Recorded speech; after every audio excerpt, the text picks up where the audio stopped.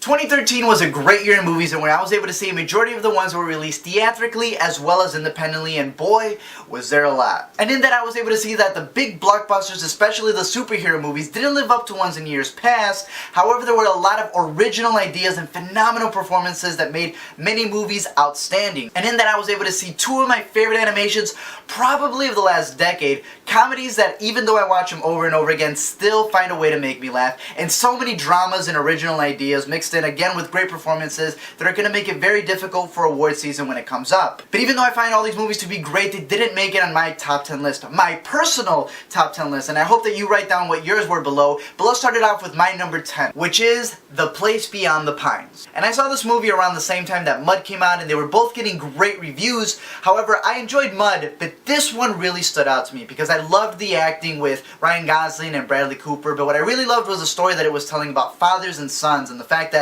the actions that you choose to do, there will be consequences even if it's generations from now. And I loved how it expanded that story, showing you this amount of years between these people. But I also completely fell in love with the title track that they would have out. That's what I would call it. It's the one that you hear in the trailer, but when you see it in the movie, especially in this iconic scene with Ryan Gosling going down these pines, to me it was just majestic, and I completely fell in love with it. And I love the hard work that the director put into this, because I was able to get a digital copy of the script, and I completely love the way that he did it, and it is a reason why it is my number 10 pick. My number 9, however, is one that came out earlier in the year around the same time that all these horrible movies were being released, and that is the movie Side Effects. Because I love the whole Hitchcockian feel that the movie had to it. I loved the plot and the twists and the turns that it had. It's not the same the second time that you watch it because all those surprises are gone, but I love the acting. I love the cinematography because it had this sort of eerie feel to it because you didn't know what was really going on, and it mixed well with the story. But it's one that stuck to me ever since I saw it, because not only was it the first great movie that I saw this year, but it's one that I've enjoyed ever since, and is also on Netflix if you want to take a gander at it. My number 8 is one that I didn't think I would like, much less love, and that is The Spectacular Now. Because this is one of those movies that was getting a lot of hype, was getting great reviews, but it was more of an independent movie, so I thought, hey, I'm gonna go watch it, I'm gonna like it maybe, but not completely fall in love with it like I did, because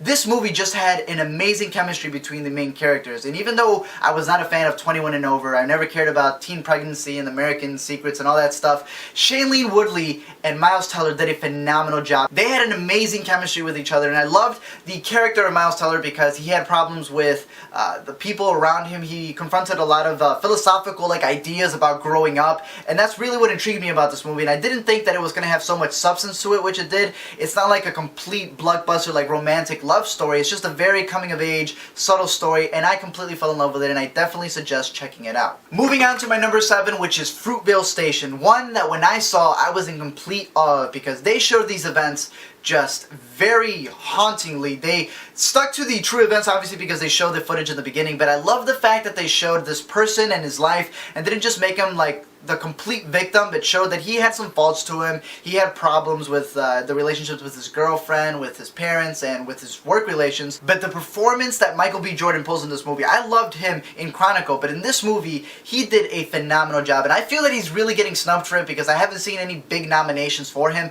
but I think he did a great job. And especially that last quarter of this movie will have you on the edge of your seat, because that's what it did for me. Even though you know what's going to happen, the way it's presented just really takes your breath away, and it's one that I definitely recommend to go check out. My number 6 is probably the first big blockbuster, and that is The Hobbit, The Desolation of Smaug, which is the main movie that got me even more invested into the whole Lord of the Rings trilogy, the original ones, and into the whole Hobbit ones, and really getting me excited for the ones that are going to come up next. And this one had better graphics. It had a lot of references to the original trilogy as well as the first one. It moved a lot better than the first one because you finally got your story, you got more invested in the characters, especially the elves, especially the dragon, and especially that one scene down the river when they're down the barrels. There was just so many parts to it that I completely fell in love with. And even though it does feel a little lengthy at times and that ending just completely cuts you off wanting more, it does leave you hyped up for how it's all going to end and just wrap up. So that is why it's on my top 10 list. My number 5 is the movie Rush, which ever since I've seen it, the character of Niki Lauda, played by Daniel Brahl, has really stuck to me because I just loved the way he acted in this. And seeing him also in The Fifth Estate this year, you're able to see the difference of how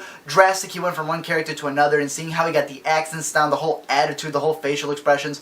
He is the reason why this movie is on my top 10 because I quote him so many times with the things that he said in this movie, and also the fact that Hans Zimmer did the score to this and it was beautiful, the direction that Ron Howard had to it, and also the racing scenes were just really great. But definitely it was Daniel Bruhl's performance as Niki Lauda, and I really hope, it's so difficult because there's so many, but he is on my top as one of the ones that I hope wins for Best Supporting Actor as well. My number 4 is a movie that stars an actor who is also in another movie that's getting him some Best Supporting Actor nomination nods, and that is the movie Mr. Nobody. And this movie did come out in other countries before, but it got its United States theatrical release this year, and I completely fell in love with this movie because I loved not only Jared Leto in this movie, who showed how phenomenal he is. This isn't his best performance. His best performance is definitely in Dallas Buyers Club, which I enjoyed, not in my top 10, but I completely enjoyed his performance because it was phenomenal along with Matthew McConaughey's. But in this one, he delves into a plot that is just great, showing like the different effects of the butterfly effect and like the whole chaos theory and things like that,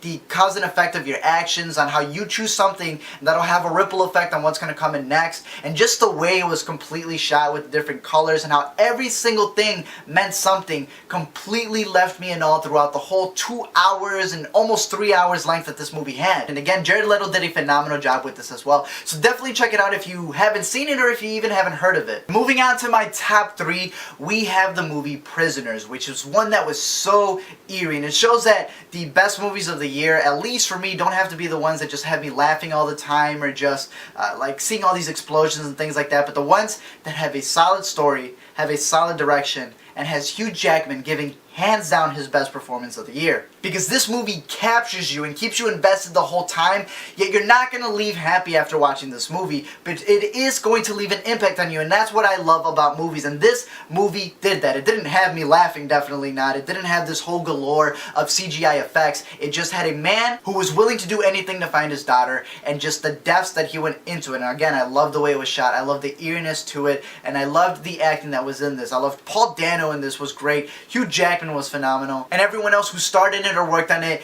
were able to make a production that completely engraves itself to you long after the credits end. I will say I wasn't a big fan of that last shot though, but anyways. My number 2 is one that's been on a lot of tops, and that is Gravity, and of course a lot of people are putting this on their tops, and I loved it when I first came out. I understand that the plot isn't the strongest point, but this is a movie sort of like Avatar, in the fact that the technology and the way that it was shot is something completely ahead of its time. The fact that it's just one person in reality, there's 2 people, but it's really just Sandra Bullock's character who's in this movie the whole time, and the fact that she's not even really there, the fact that it's just her face like sort of put into this character, and seeing how her struggles in space felt so real because everything looked so real, and the way that it mixed in great with the music because there was no sound, it was all just the orchestra that was playing in the background, was just great. And it's just really cool to see that because I love Alfonso Cuarón as a director. I love Children of Men. It's one of my favorite movies of all time, and I loved the long shots that he had in this movie. I loved the build up to it all. I know it's not the greatest story again, but it's the visual advancements that this had that leaves it as one of the best movies of 2013. But it did not beat out what I felt is the most impactful one of this year,